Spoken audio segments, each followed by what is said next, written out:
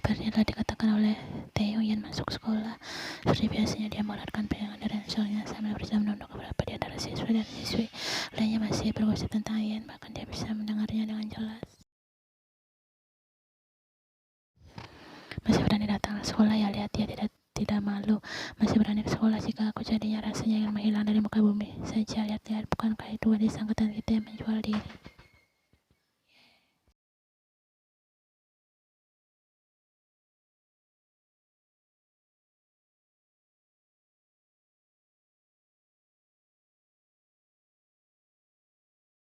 Dia beritahukan kepada semua siswa dan siswi agar berkumpul di aula karena ada pengumuman penting yang akan disampaikan oleh kepala sekolah. Terima kasih.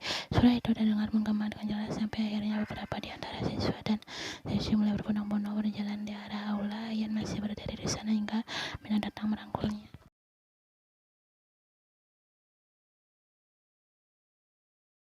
Hei Yan, apalagi yang kedua, ayo kita masuk, sepertinya ada pengumuman penting. Yan mengawalnya, dia berjalan bersama Mina menuju aula, namun lagi-lagi dia berpapasan dengan Yancy dan Lara.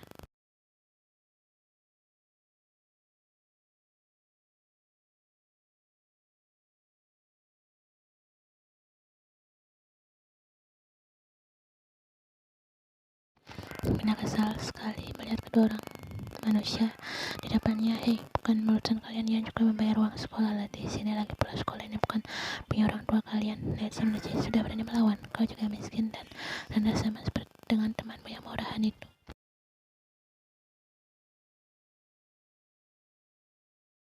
Mina harus sensitif walaupun miskin, kami setidaknya tahu diri. Kami dah belum mendekati pria, tapi pria mendekati kami lebih dulu daripada kalian. Hanya modal wajah, bedah kosmetik dengan kayaknya tidak seberapa, tapi sudah sok memiliki segalanya. Dan si mempalkan tanya dengan kuat. Dia tidak menyangka Mina berani melawan. Dan si Yan, kita pergi. Kalau Mina berhenti, kau sialan. Mina tidak memperdulikannya, dia langsung menarik tangan dia menuju aula.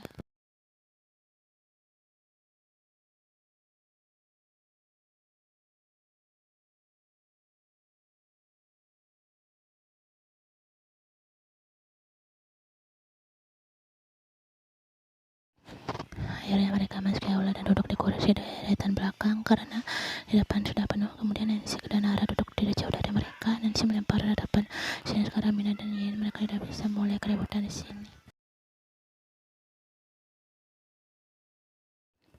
Sampai semua siswa dan siswa berkumpul, akhirnya kepala sekolah masuk dan naik ke atas pentas dan mulai bicara menggunakan mic yang ada di podium. Langsung saja suasana ruangan menjadi senyap.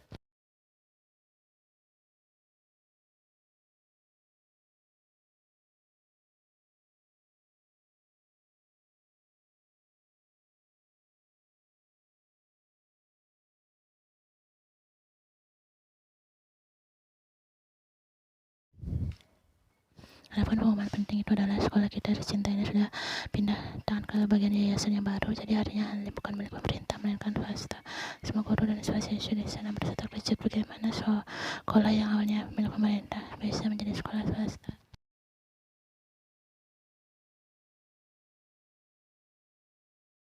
Ia juga merasa heran bagaimana bisa Hanli menjadi milik swasta. Wah, siapa yang berani membeli sekolah kita? Ini benar-benar gila, bisik beberapa siswa wanita yang ada di sana. Ia juga tidak tahu siapa yang berani membeli Hanli.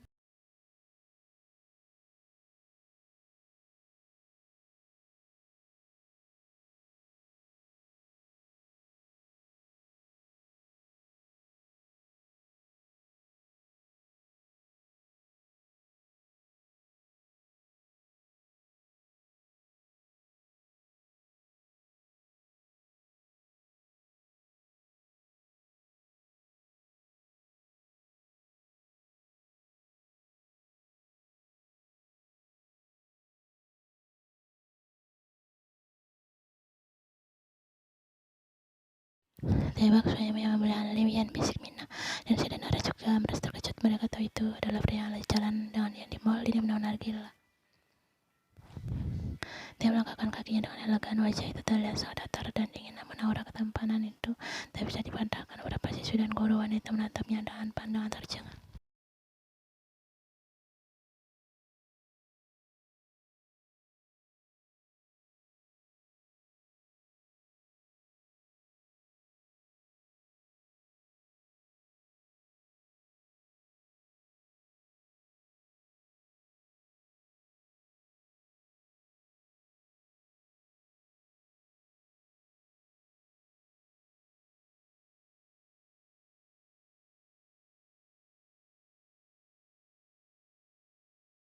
Dramatisnya dia melihat ke arah tahu ucap Mina yang hanya terdiam. Dia masih merasa terkejut dengan keberadaan Taeyong saat ini. Selamat pagi semuanya, saya Kim Taeyong, memiliki yayasan Halim yang baru. Suara Taeyong menggema di seluruh ruangan. Mata Taeyong tak pernah lepas dari Yen sekali. Dia selalu mencuri pandang ke arah gadis itu.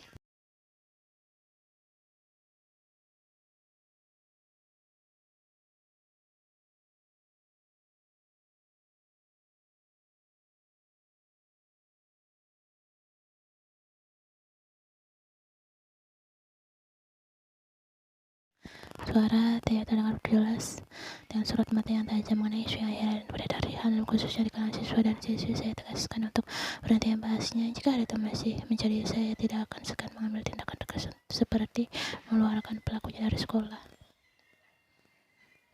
atau membawa kasus tersebut ke pihak yang berwajib dan dikenakan hukuman. Dan si melakukan mata yang kering dingin sudah mengucuri pelipisnya. Sama halnya dengan arah mereka berdua adalah pecat dengan ancaman Taeyong barusan.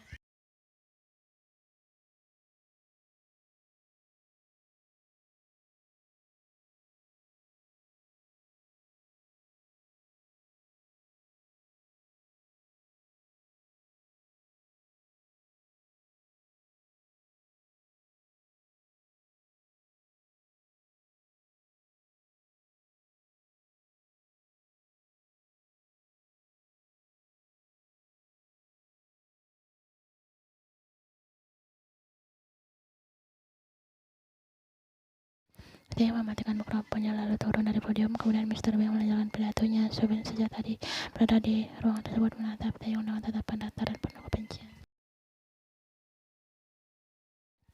Subin kemudian menatap ke arah Yen dan melakukan kontak mata dengan Taeyong dan kedua siswanya tersenyum. Subin benar-benar merasa sangat jengah sampai detik ini. Dia penasaran apa hubungan dia dengan Taeyong.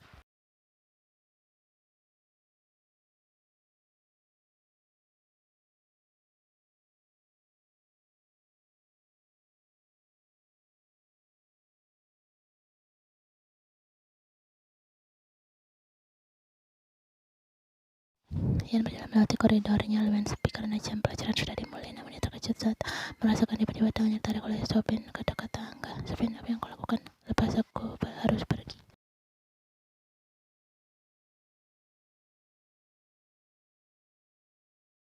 Tidak akan. Sebelum aku menjawab pertanyaanku, ada hubungan apa kau dengan Taeyong? Subin, itu bukan urusanmu. Memang bukan, tapi aku ingin tahu cepat. Jawab aku sekarang. Ian merasa sangat kesal kali ini dengan Subin. Kenapa pria itu terus memaksanya dengan saya ingin tahu tentang Taeyong. Kau tidak perlu tahu. Sekarang lepaskan tanganku. Subin menyaringnya. Tidak akan kulepas sampai aku tahu kalian ada hubungan apa. Ingat Ian, bagiku semuanya belum berakhir.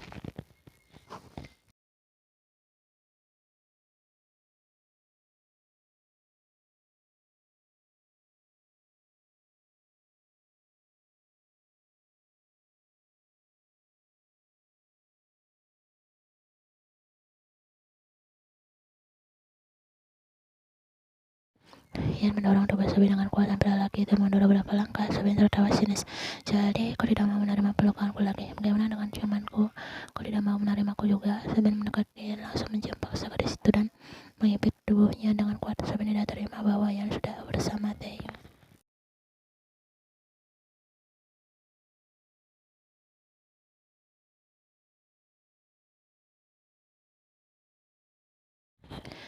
Subin menolakkan pendengarannya dia yang sangat dirindukannya itu dengan kasar. Ian merasa sangat ketakutan. Sekarang kedua pergelangan tangannya dipegang erat oleh Subin. Kekuatan pria itu jauh lebih besar. Bahkan dorongan Ian tidak berarti apa-apa. Ian menangis sambil mendorong tubuh Subin.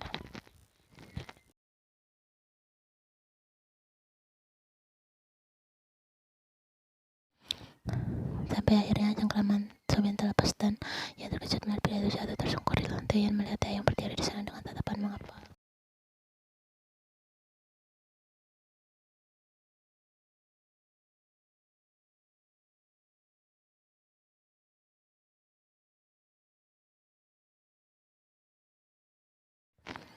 Sayangku baik-baik saja. Ian mengaku dengan pelukan Taeyong. Dia benar-benar ketakutan sekarang. Jika Taeyong tidak datang, Ian takut Subin akan. Subin tersenyum dan mengusap sudut bibirnya yang sedikit berdarah karena bau yang mentah dari Taeyong. Subin berdiri lalu menghadap Taeyong.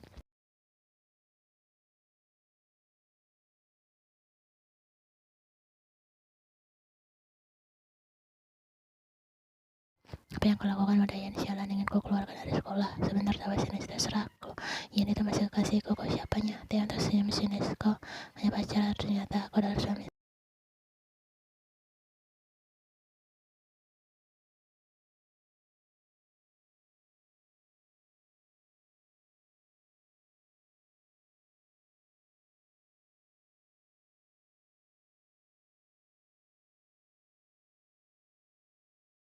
Yan menyembunyikan wajahnya dan bidang. Taeyong sepertinya pendangkalan akan terjadi karena Sophie juga sangat keras.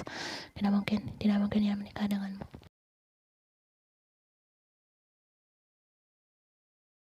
Sayang sekali, itu kenyataan. Kami bahkan tinggal bersama, tidur dan hanya bersama. Bagaimana lagi yang akan ambil anakku dan kita hidup bahagia?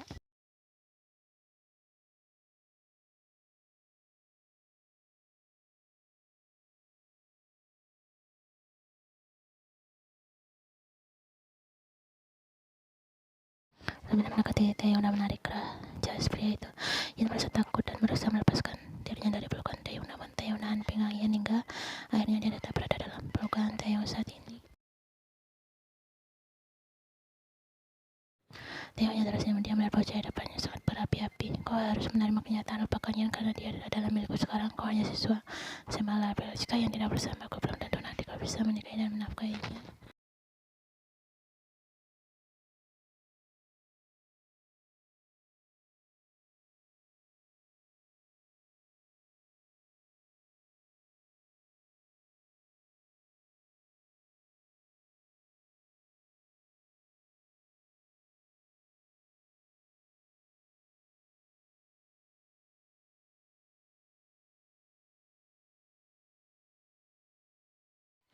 Langkah Taeyong terhenti saat mendengar apa yang dikatakan oleh suaminya. Merasa wajah Taeyong langsung berubah.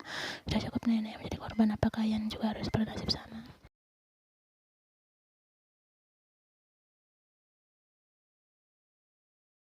Dia mengepalkan tangannya dengan erat saat mendengar hal itu. Mata Taeyong langsung dipenuhi kilatan marah yang begitu besar. Bahkan yang bisa merasakan genggaman tangan Taeyong saat ini sudah ada lepas.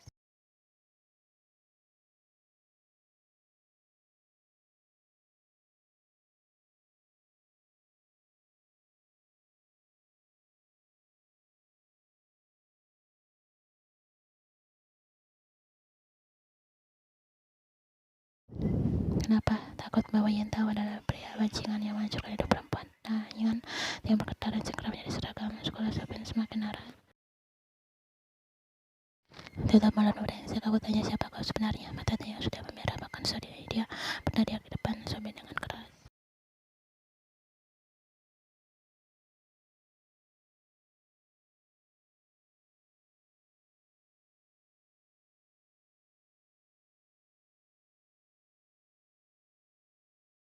Taeyong meninju langsung sambil punggung pria itu menghadap dinding dan wajahnya memariang.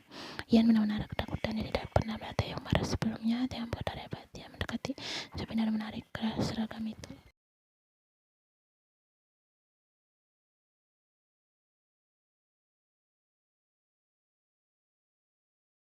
Jauh cepatmu, aku tidak tahu apa yang aku alami dan Yana. Sebentar tahu, kau mengambilnya bajingan. Berkali-kali kau membuatnya terluka. Kau ingat aku tidak akan membiarkan Yana mengalami hal yang sama seperti yang dirasakan oleh kakakku.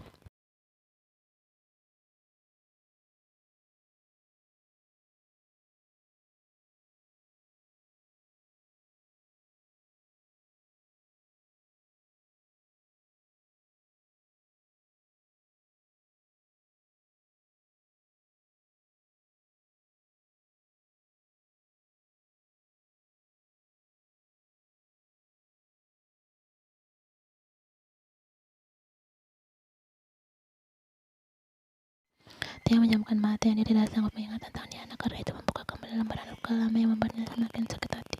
Kau tidak pantas bersama gadis baik-baik seperti Yan karena kau adalah pria pendosa yang tidak tahu diri. Bajingan kau.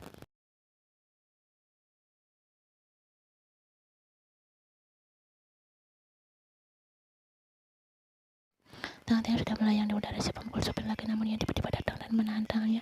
Dia menghentikan, "Kau cukup, kita pulang sekarang." Yan menarik tangan Taeyong meninggalkan Sophie, namun Taeyong masih menatap Sophie dengan tatapan penuh amarah. Sebelum Yan menariknya pergi, Yan hanya diam-diam mendengar semua bisikan Taeyong dan Sophie, dan Yan memilih diam untuk sementara. Dia tidak